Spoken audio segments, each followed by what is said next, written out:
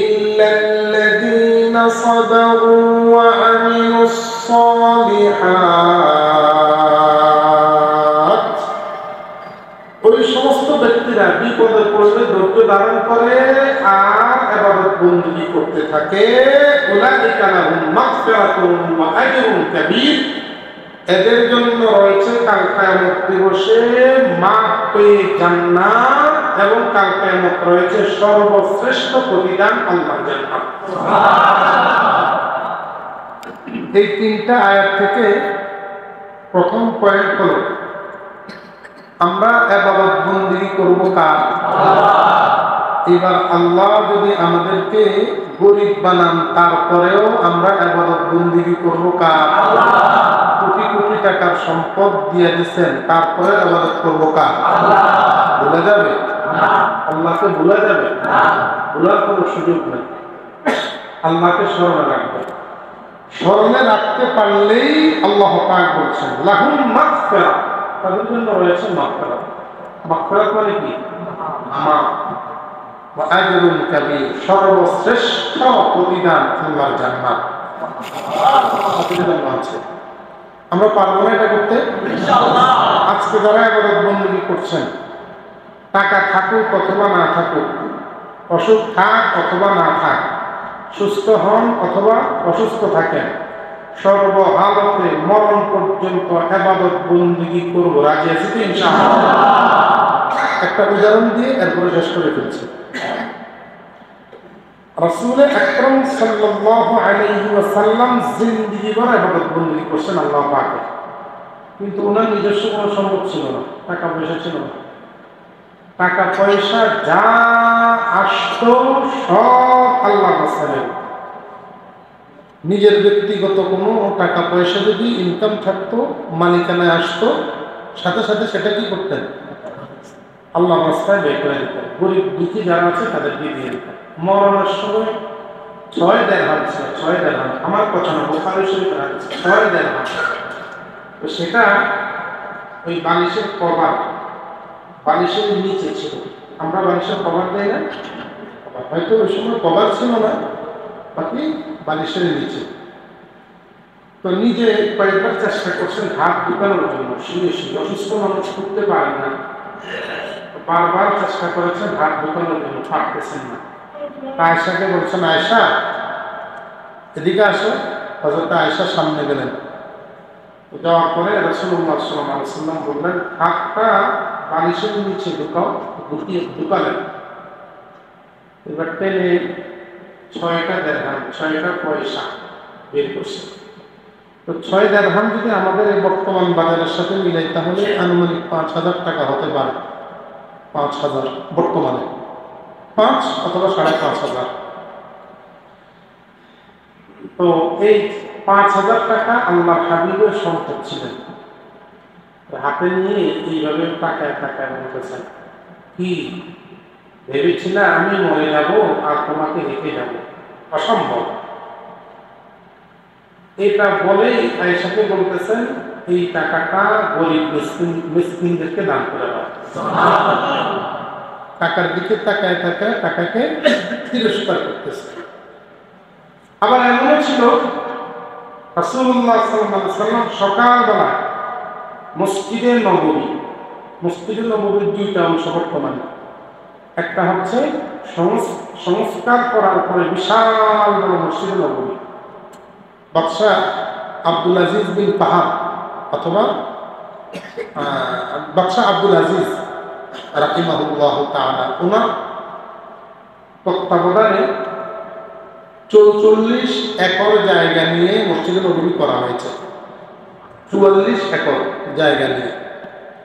এই 44 একর জায়গা বাদ দিয়ে সামনের যে অংশটা আছে, যারা গিয়েছেন তারা জানবেন, নবীজি সাল্লাল্লাহু আলাইহি ওয়াসাল্লাম রওজায়ে আতহারের আশপাশটা কতটুকু হবে? হয়তো আমাদের দেশের মাপে 700 অথবা 800 অথবা 10% জায়গা হতে পারে, বা 10 কাঠা হতে পারে। এত হবে না সম্ভবত, আরো কম হবে। এতটুকু জায়গা ছিল মসজিদে নববী। এই মসজিদে নববীর পাশে বসে বসে রাসূল আকরাম সাল্লাল্লাহু আলাইহি ওয়াসাল্লাম সকাল থেকে জোহরের নামাজ পর্যন্ত মানুষদেরকে রিলিফের মাল দিয়েছে, সরকারি মাল কোষাগারে লেখা আছে। আমাদের একটা অভ্যাস হলো কি, আমরা রিলিফ বলতে বুঝি যে আমাদের দেশে যে পদ্ধতিতে রিলিফ দেওয়া হয়, কারণ দেখতে দেখতে অভ্যস্ত হয়ে গেছে। আমাদের দেশের সরকারি হাসপাতালে আমরা চিকিৎসা নিতে চাই না, কিন্তু মিডল ইস্ট অর্থাৎ মধ্যপ্রাচ্য অথবা পশ্চিমার দিকে আপনি যান, সেখানের মধ্যে সরকারি চিকিৎসাটা গ্রহণ করার জন্য মানুষ ব্যস্ত হয়ে যায়, কারণ সরকারি চিকিৎসাটা সবচেয়ে উন্নত হয়। আমাদের দেশে উল্টা, সরকারি কথা মনে করলে মনে হয় নর্মাল কিছু। এটার কারণটা কি জানেন? এটা সবচেয়ে বড় কারণ হলো এই দেশের সরকারি লোকগুলা দুর্নীতি করতে করতে করতে করতে 1000 টাকা থেকে 1 টাকায় আনে, এরপরে 1 টাকা জনগণকে দেয়, বাকিটা টাকা খায়। এই কারণে আমাদের ধারণা হয়ে গেছে যে সরকারি মাল যেহেতু তাহলে এটা নর্মাল, কিন্তু ওই সমস্ত কান্ট্রিগুলোতে এটা না। 1000 টাকা 1000 টাকাই থাকে, ওই 1000 টাকাই জনগণকে বিলি করে বিতরণ করে। এই জন্য সুষ্ঠু বিতরণের কারণে জনগণ যথাযথভাবে সেটা পায়। এই কারণে সেখানের মধ্যে অভাব নেই। রিলিফের মাল বলতে উন্নত জিনিস, সরকারি চিকিৎসা বলতে উন্নত চিকিৎসা। আমাদের দেশে চোর বাটপারগুলার কারণে এটা একেবারেই পোষাগান্ধার মতো হয়ে গেছে। কথা বুঝেন নাই? এটা বাস্তব, এটা কিন্তু বাস্তব। যারা বিদেশে গেছেন, মাঝে মাঝে দুই একটা দেশে ঘুরে, তারা জানেন এগুলো ভালো করে। তো বলতেছিলাম, আল্লাহ হাবিব সাল্লাল্লাহু আলাইহি ওয়াসাল্লাম রিলিফের মাল বন্টন করছেন। এটা অবশ্য আমাদের দেশের মেম্বারি মাল না, যা আছে সব কিছু জনগণকে দেওয়া হতো। আর আমাদের দেশে যা আছে 1% দেওয়া হয় ওই জনগণকে, বাকি 99% তাদের পকেটে থাকে। রাসূলুল্লাহ সাল্লাল্লাহু আলাইহি ওয়াসাল্লাম দিতে লাগলেন, সারিবদ্ধভাবে সবাইকে দিলেন, সবাইকে দিলেন। দিতে দিতে সব মাল সামানা শেষ। দেখেন আমাদের দেশের আকার সাথে আল্লাহর হাবিবের সাথে পার্থক্য কতটুকু। রিলিফের মাল বন্টন হয়ে গেছে, বন্টন হওয়ার পরে ঘরে গেলেন, যে বলতেছেন আয়েশা খাবার আছে? হযরত আয়েশা রাদিয়াল্লাহু তাআলা আনহা বলছেন, ইয়া রাসূলুল্লাহ ঘরে কোনো খাবার নেই।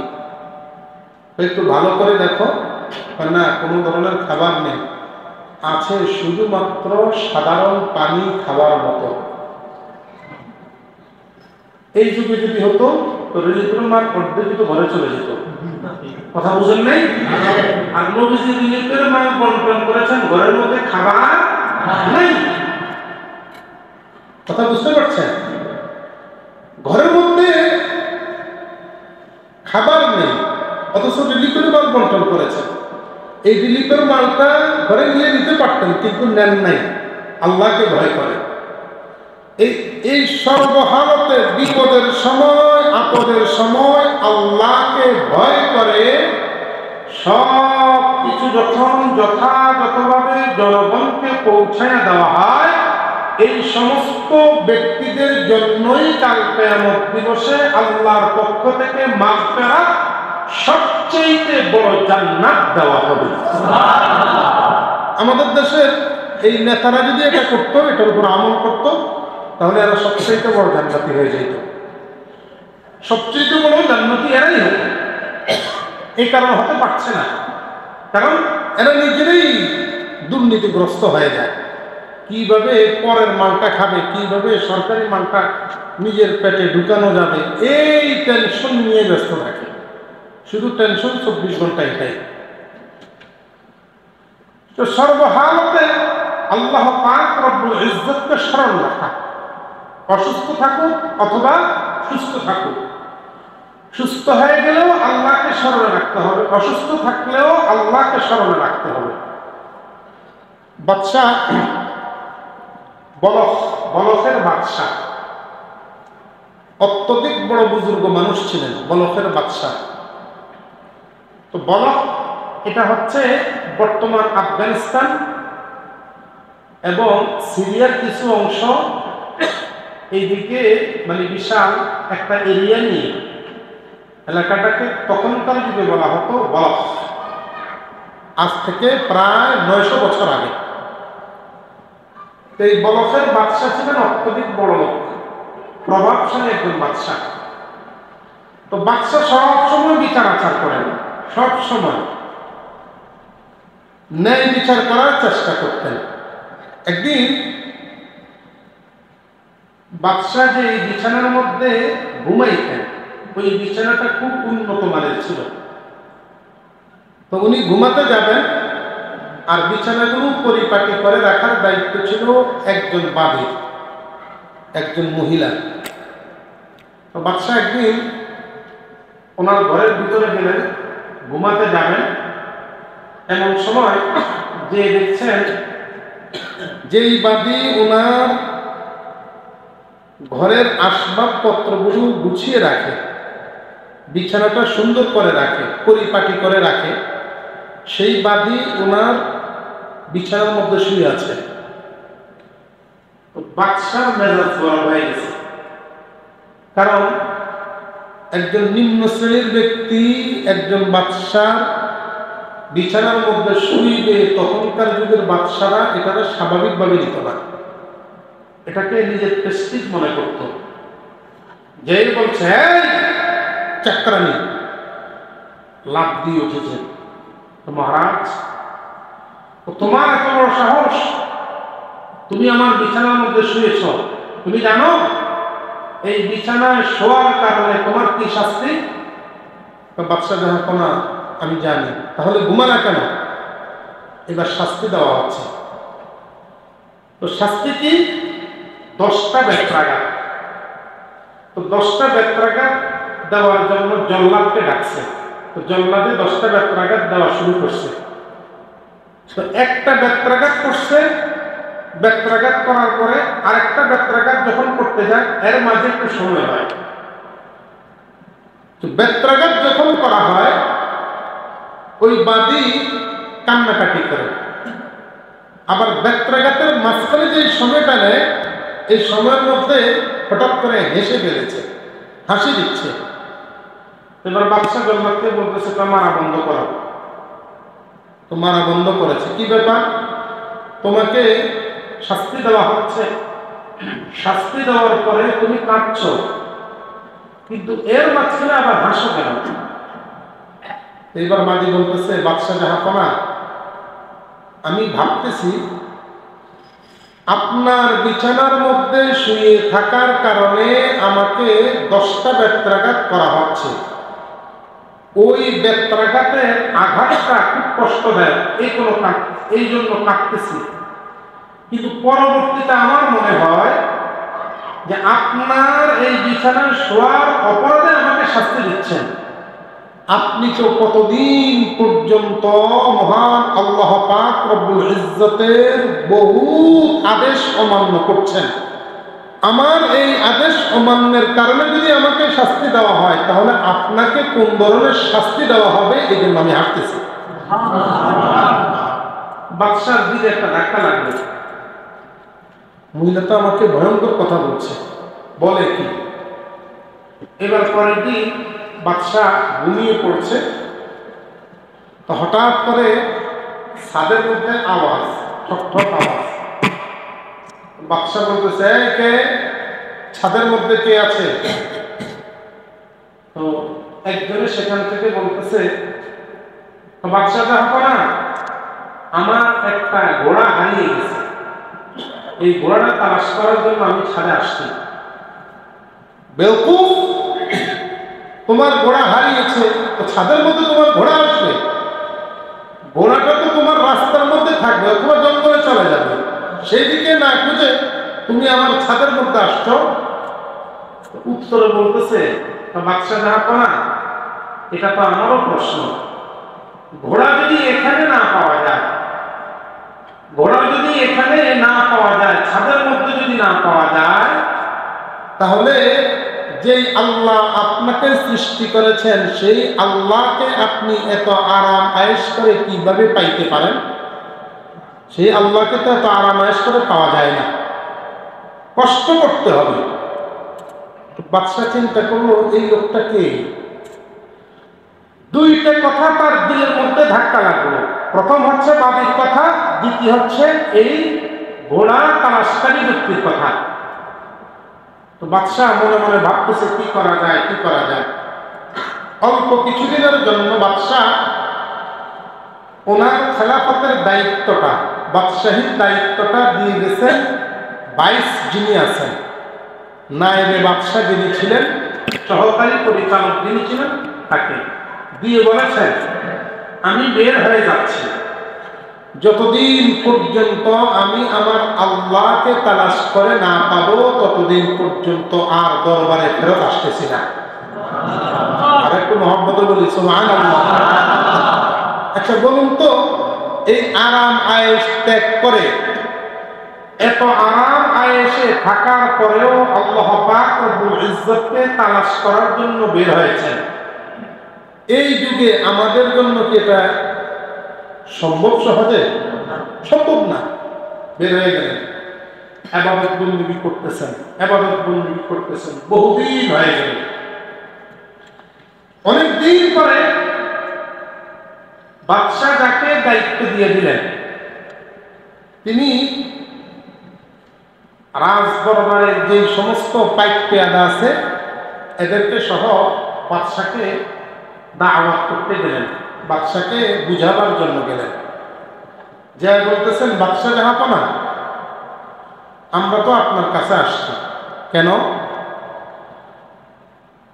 পুরা দেশের মানুষগুলো আপনার ভক্ত, পুরা দেশের মানুষগুলো আপনার শাসনে শাসিত, এরা সবাই আপনাকে চাচ্ছে, আপনাকে তালাশ করতেছে, আপনি চলে আসেন। তো বাদশাহ সুন্দর মতো একটা জবাব দিয়েছেন। কি জবাব? তোমাদেরকে আমি সুন্দর একটা সিস্টেম দেখাই, দেখানোর পরে তোমরা যদি বলো আমি এখান থেকে চলে যেতে, তাহলে আমি যাবো। তাই কি? তো পাশে ছিল সমুদ্র, সমুদ্রের মধ্যে সুন্দর করে একটা সুই নিক্ষেপ করেছেন। সুই ছিলেন না? সুই, এই যে সেলাই করে, সুইটা নিক্ষেপ করেছেন। তো সুই নিক্ষেপ করার পরে এবার বাদশাহ জাহাপনা বলতেছেন, এই সমুদ্রের মাঝেরা, সমুদ্রের মধ্যে যত প্রাণী আছো তোমরা শোনো, আমি একটা সুই নিক্ষেপ করেছি, আমার সুইটা তালাশ করে তোমরা আমাকে দিয়ে দাও। এই কথা বলার সঙ্গে সঙ্গে সমুদ্রের হাজার হাজার মাছগুলো সঙ্গে সঙ্গে তাদের মুখে করে একটা একটা করে সুই পানির উপর এইভাবে ধরে রেখেছে। বাদশাহ আপনার জন্য এই যে সুই ধরে রেখেছে, সুই নিয়ে যান। কথা বলে না, কিন্তু সুই ধরে রেখেছে। এবার বাদশাহ আবার দ্বিতীয়বার ডাক দিয়ে বলতেছে, ও পানির প্রাণীরা, মাছেরা, শুনে রাখো, তোমরা যতগুলো সুই আমাকে দেখাচ্ছ, এতগুলো সুই আমি চাই না। ওই সুইটা আমি তোমাদের কাছে চাই, যে সুইটা আমি সরাসরি নিক্ষেপ করেছি আমার হাত থেকে। এই কথা বলার পর একটু পরে একটা মাছ সুন্দর করে তার ঠোঁট দ্বারা বাদশার জন্য সুইটা উত্তোলন করে দিল। এইবার বাদশাহ তার পাইক পেয়াদা এবং নায়েবে বাদশাহ যিনি ছিলেন তাকে বলতেছেন, শুনে রাখো, দেখে নাও, আমি দুনিয়ার মধ্যে তোমাদের শাসন করেছি। তোমাদের শাসন করার ক্ষেত্রে কেউ কেউ আমার কথা শুনেছ, আবার কেউ কেউ আমার কথা শুনো নাই। কেউ কেউ আমাকে মান্য করেছ, আর কেউ কেউ আমাকে মান্য করো নাই।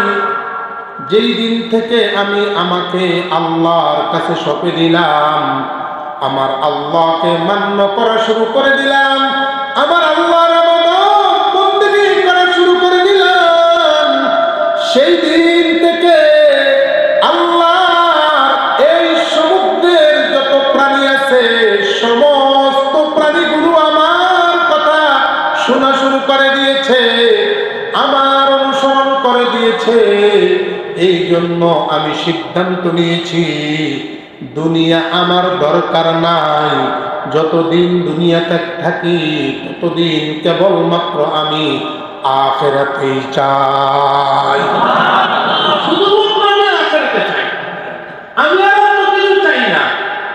তাহলে এই যে বক্তব্য দিলাম, এই বক্তব্য থেকে বোঝা গেল মানুষ যত শান্তির মধ্যে থাকে, আল্লাহকে যদি মান্য করা যায়, আল্লাহর যদি ইবাদত বন্দেগী করা যায়, ওই ব্যক্তির জন্য সমস্ত মাখলুকাতকে গোলাম বানায় দেন আল্লাহ। সমস্ত মাখলুকাতগুলো তার কথা শুনে, সমস্ত প্রাণীকুল তার কথা শুনবে। আর কোন ব্যক্তি যদি আল্লাহর গোলামি না করতে পারে, মনে রাখবেন ওই লোকটা দুনিয়া তো শেষ, আখিরাত তো জাহান্নামে যেতে হবে। ঠিক কিনা বলেন? এই জন্য আসেন, যতদিন বেঁচে থাকি ইবাদত বন্দেগী করব কার? যতদিন বেঁচে থাকি সিজদা করব কাকে? যতদিন বেঁচে থাকি কথা শুনবো কার? আল্লাহ। যতদিন বেঁচে থাকি সুস্থ থাকা অবস্থায় হোক অথবা অসুস্থ থাকা অবস্থায় হোক, গরিব হই ধনী হই, সর্ব অবস্থায় ইনশাআল্লাহ আল্লাহকে মানবো। রাজি আছি তো ইনশাআল্লাহ? আল্লাহ তাআলার ইবাদত বন্দেগী করব। রাজি আছি তো ইনশাআল্লাহ? আস্তাগফিরুল্লাহাল্লাযী লা ইলাহা ইল্লা হুয়াল হাইয়ুল কাইয়্যুম ওয়া আতুবু ইলাইহি লা হাওলা ওয়া লা